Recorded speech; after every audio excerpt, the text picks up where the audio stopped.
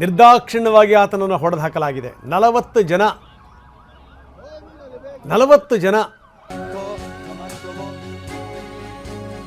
Including ರಕ್ಷಣಾ ಸಚಿವ, family members ಕೆಂಪು ಬಾವುಟವನ್ನು ಹಾರಿಸಿದ್ದಾರೆ.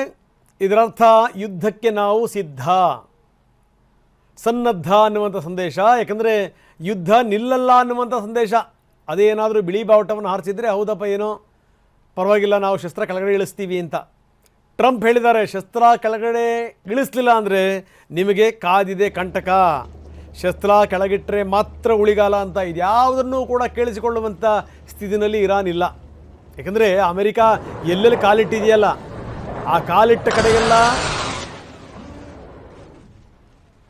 ಕಾಲಿಟ್ಟ ಕಡೆಗೆಲ್ಲ ಸರ್ವನಾಶವೇ. ಯಾವ ರಾಷ್ಟ್ರ ಉದ್ಧಾರ ಮಾಡಿದೆ ಹೇಳಿ? ಇದು ಇರಾಕ್ ಮೇಲೆ ಇಲ್ಲ ಸಲ್ಲದ ಆರೋಪ ಮಾಡ್ತಪ್ಪ. ಆಕ್ಷಿಪಣಿಗಳನ್ನ ಇಟ್ಕೊಂಡಿದ್ದಾರೆ, ಈ ಶಸ್ತ್ರಾಸ್ತ್ರಗಳನ್ನ ಇಟ್ಕೊಂಡಿದ್ದಾರೆ,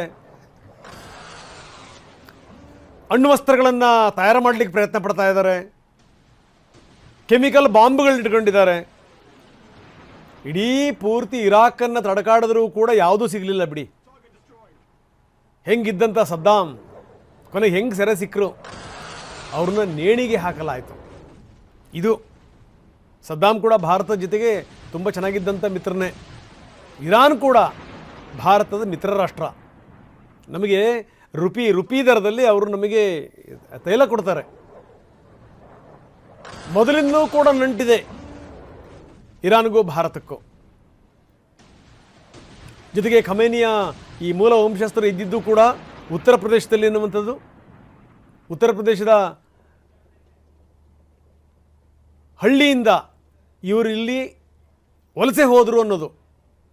ಬಾರಾಬಂಕಿ ಏನಿದೆಯಲ್ಲ ಅಲ್ಲಿಂದ ಕಿಂತೂರ್ ಅನ್ನುವಂಥ ಒಂದು ಗ್ರಾಮ ಇದೆ, ಅಲ್ಲಿಂದ ಇವರು ವಲಸೆ ಹೋದರು ಅಂತ ಮೂಲಗಳು ಹೇಳ್ತವೆ. ಕುವೈತ್ ಮತ್ತು ಬಹರೇನ್, ಅಲ್ಲಿರುವಂಥ ಅಮೆರಿಕ ವಾಯುನೆಲೆಯ ಮೇಲೆ ನಿರಂತರವಾಗಿ ದಾಳಿ ಮಾಡಲಾಗ್ತಾ ಇದೆ. ಕತಾರ್ ರಾಜಧಾನಿ ದೋಹಾ ಮೇಲೂ ಡ್ರೋನ್ ಅಟ್ಯಾಕ್. ಕತಾರ್ ಕೂಡ ಶ್ರೀಮಂತ ರಾಷ್ಟ್ರಗಳಲ್ಲಿ ಒಂದು, ಅತ್ಯಂತ ಹೆಚ್ಚು ತೈಲ ಸಂಪತ್ತಿದೆ. ಜೊತೆಗೇನು ಅಂದರೆ ಅದಕ್ಕೊಂದು ಹುಚ್ಚಿದೆ. ಅದಕ್ಕೆ ಎಲ್ಲ ಇಸ್ಲಾಂ ರಾಷ್ಟ್ರಗಳಿಗೂ ಕೂಡ ನಾನೇ ನಾಯಕ ಆಗಬೇಕು ಅಂತ. ಸಹವಾಸ ಮಾತ್ರ ಅಮೆರಿಕದ್ದು. ಈಗ ನೋಡಿ, ಸರಿಯಾದ ರೀತಿಯಲ್ಲಿ ಇರಾನ್ ಕೊಡ್ತಾ ಇದೆ. ಬಹುಶಃ ಏನು ಅಂದರೆ ಈ ಸುಮ್ಮನೆ ಸೋಲು ಒಪ್ಕೊಂಡ್ಬಿಟ್ರೆ ಈ ಅಮೆರಿಕದಂಥ ರಾಷ್ಟ್ರಗಳು ಕೊಬ್ಬಿ ನಿಂತು ಬಿಡ್ತವೆ. ನಾವು ಆಡಿದ್ದೆ ಆಟ, ಹೂಡಿದ್ದೆ ಲಗ್ಗೆ, ನಮಗೆ ಪ್ರಶ್ನೆ ಮಾಡುವಂಥವ್ರು ಯಾರೂ ಇಲ್ಲ. ಈ ರೀತಿ ಒಂದು ಮನೋಭಾವನೆ ಬಂದ್ಬಿಡುತ್ತೆ. ವಾಪಸ್ ತಿರುಗಿ ಬೀಳ್ತೀವಿ ಅಂತ ಅಂದಿತ್ತು, ತಿರುಗಿ ಬಿದ್ದಿದೆ.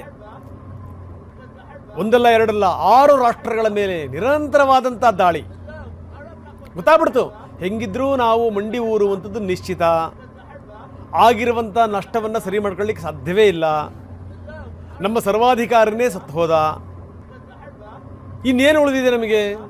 ಯದ್ವಾ ತದ್ವಾ ಯುದ್ಧ ಮಾಡುವಂಥದ್ದು ಮಾತ್ರ.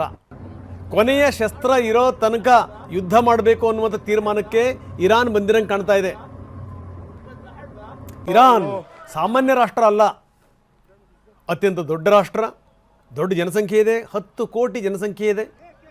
ಆ 10 ಕೋಟಿ ಜನಸಂಖ್ಯೆ ಆ ರಾಷ್ಟ್ರವನ್ನು 37 ವರ್ಷಗಳ ಕಾಲ ತನ್ನ ಕಪಿ ಮುಷ್ಟಿಯಲ್ಲಿ ಇಟ್ಕೊಂಡಂತಾತ ಈಗ ಸತ್ತು ಹೋಗಿದ್ದಾನೆ. ಅಲಿ ಖಮೇನಿ ನಿರ್ದಾಕ್ಷಿಣ್ಯವಾಗಿ ಆತನನ್ನು ಹೊಡೆದು ಹಾಕಲಾಗಿದೆ.